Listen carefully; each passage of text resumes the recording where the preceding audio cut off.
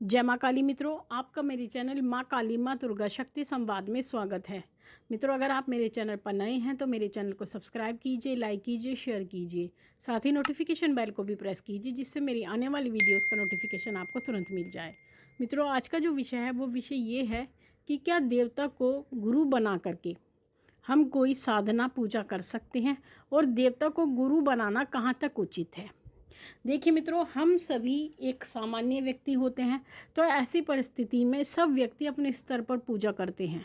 तो पूजा करते करते कुछ व्यक्ति ऐसे होते हैं जिनको आगे का मार्ग पता नहीं चलता।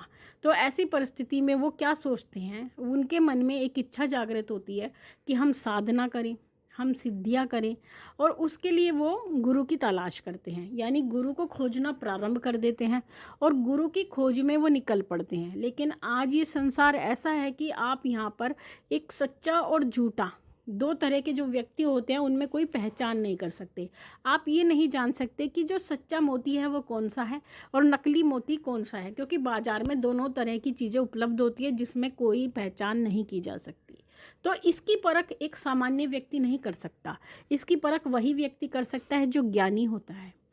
तो ऐसी परिस्थिति में जब आप निकलते हैं तो उस समय पर आपको ज्ञान नहीं होता और एक सच्चे गुरु की तलाश में आप निकलते हैं, लेकिन बहुत दिन तक भटकने के बाद भी आपको गुरु प्राप्त नहीं होते हैं, क्योंकि गुरु मिलना इतना आसान नहीं होता और हर चीज़ के मिलने का एक समय होता है।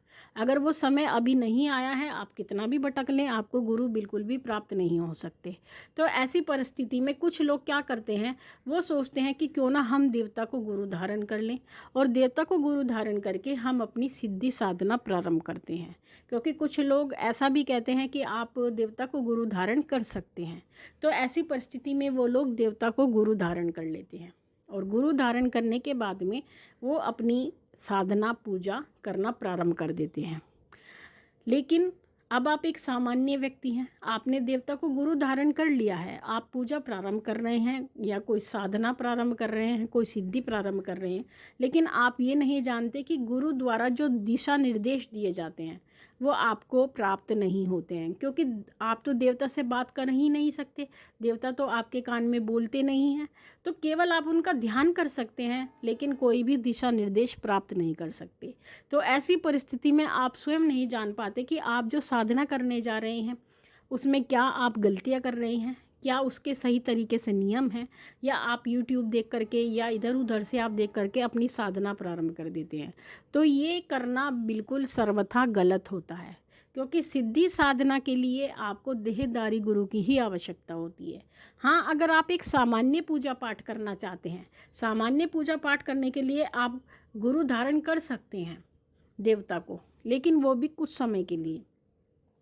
सामान्य पूजा के लिए गुरु धारण करके, अगर भोलेनाथ को गुरु धारण करना चाहें तो भोलेनाथ को कर सकते हैं, माँ दुर्गा को चाहें तो माँ दुर्गा को भी आप गुरु धारण कर सकते हैं, और उनको गुरु धारण करने के बाद में आप एक सामान्य पूजा कर सकते हैं। लेकिन अगर सिद्धि साधना की बात की जाए तो सिद्धि साधना आप देवता को गुरु धारण करके नहीं कर सकते, उसके लिए आपको देहधारी गुरु की ही आवश्यकता होगी। क्योंकि अगर हम अपनी बात करें, हम तो देवता को गुरु धारण कर सकते हैं, क्योंकि हम देवता से बात करते हैं, देवता हमसे बात करते हैं, आगे के दिशा निर्देश हमें देते हैं, हर चीज़ हमें बताते हैं। लेकिन सामान्य व्यक्ति इस कार्य को नहीं कर सकता है, वो देवता को गुरु धारण नहीं कर सकता है। दूसरी बात, देवता को गुरु धारण तभी करना चाहिए जब आप गुरु के लिए भटक चुके हों। कुछ बच्चे क्या करते हैं, आज ही पूजा प्रारंभ करते हैं और थोड़े दिन बाद ही ये मन में विचार करने लगते हैं कि हमें गुरु की आवश्यकता है, हमें गुरु की आवश्यकता है। तो वो गुरु बाहर ढूंढने की बजाय देवता को गुरु धारण कर लेते हैं, यानी वो गुरु को खोजते नहीं हैं। पहले आपको गुरु को खोजना चाहिए। अगर आपको गुरु नहीं मिलता, आपने हर संभव प्रयास कर लिया है, आपको फिर भी गुरु प्राप्त नहीं हो रहे हैं, तो ऐसी परिस्थिति में आपको देवता को गुरु धारण करना चाहिए। और जब आप देवता को गुरु धारण करते हैं तो कुछ समय बाद ही देवता आपकी सहायता करते हैं, और जो आपके देहधारी गुरु होते हैं उनसे आपको मिलवा देते हैं। क्योंकि जब आप उनको गुरु धारण कर लेते हैं तो उनका दायित्व बन जाता है कि वो आपका उद्धार करें, और उद्धार करने के लिए एक गुरु की आवश्यकता होती है, क्योंकि गुरु के बिना किसी भी व्यक्ति को गति नहीं मिलती है। तो गति का कारक गुरु ही होता है। तो ऐसी परिस्थिति में व्यक्ति गुरु धारण कर लेता है जब वो देवता को गुरु धारण करने के बाद। तो आप गुरु धारण अगर करना चाहते हैं देवता को, तो उसी परिस्थिति में करें जब आप थक चुके हैं गुरु को खोजते खोजते। उसके बाद ही आपको देवता को गुरु धारण करना चाहिए, और उसके बाद भी आपको एक सामान्य पूजा पाठ करना चाहिए। यानी आप अपनी पूजा कर सकते हैं, सामान्य पूजा कर सकते हैं, लेकिन सिद्धि साधना के लिए आपको देवदारी गुरु की ही आवश्यकता पड़ेगी। और आज के समय में साधना करना, सिद्धि करना ऐसा लगता है जैसे कि कोई हलवा खाने जैसा हो, क्योंकि जैसा कि आप जानते हैं वीडियोस रहती हैं और वहाँ पर सभी तरीके बताए जाते हैं, तो बच्चे उसी का ही कॉपी करके प्रारंभ कर देते हैं। लेकिन फिर भी एक छोटी से छोटी बातें हर चीज़ में होती हैं। छोटी छोटी गूढ़ रहस्य वाली बातें यूट्यूब पर नहीं बताई जाती। कुछ ऐसी बातें होती हैं जो केवल गुरुगम्य होती हैं, अर्थात जो गुरु के द्वारा ही आपको प्राप्त होती हैं, और वो बातें आपको जो साधक होते हैं वो भी नहीं बताते हैं। तो ऐसी परिस्थिति में आप बिल्कुल भी किसी प्रकार की सिद्धि साधना बिना गुरु के प्रारंभ ना करें। अगर आप बीज मंत्र का भी जाप करना चाहते हैं, कुछ व्यक्ति ऐसे होते हैं, हमारे पास भी मैसेज आते हैं कि माँ हम बीज मंत्रों का जाप करते हैं, या माँ काली के कुछ ऐसे मंत्र हैं जो कि गुरु के द्वारा ही प्रदत्त होने पर किए जाते हैं। वो भी बच्चे हमें मंत्र बताते हैं कि हम ये मंत्र जाप करते हैं, और बिना गुरु के वो मंत्र जाप करने से वो बच्चे बीमार रहने लगे हैं। उनको इतनी बड़ी बड़ी बीमारियां हो गई हैं। जो बच्चे स्वस्थ रहते थे और 1 साल से उन मंत्रों का जाप करने से वो बीमार हो चुके हैं, उनके शरीर ख़राब होने लग रहे हैं, उनके लीवर ख़राब हो रहे हैं, उनकी किडनी ख़राब हो रही है, और कहते हैं हम ये जब से मंत्र साधना कर रहे हैं तब से हम बीमार हैं, लेकिन हमारा कोई गुरु नहीं है।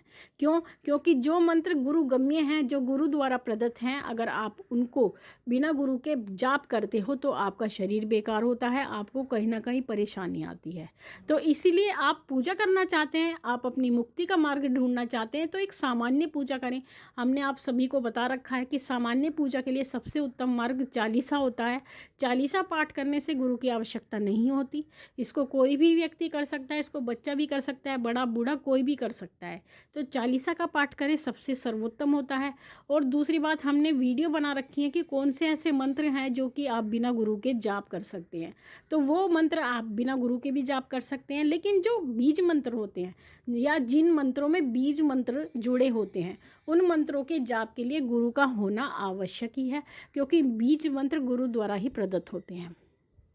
और अनलॉक भी वो तभी होते हैं जब आपको गुरु मुख से वो प्राप्त होते हैं। तो ऐसी परिस्थिति में आप बिना गुरु के कुछ साधनाएं, जो विशेष साधनाएं होती हैं, वो ना करें, सामान्य पूजा पाठ आप करते रहें। तो इस प्रकार से बिना जानकारी के, अधूरे ज्ञान से आप कोई भी पूजा पाठ ना करें।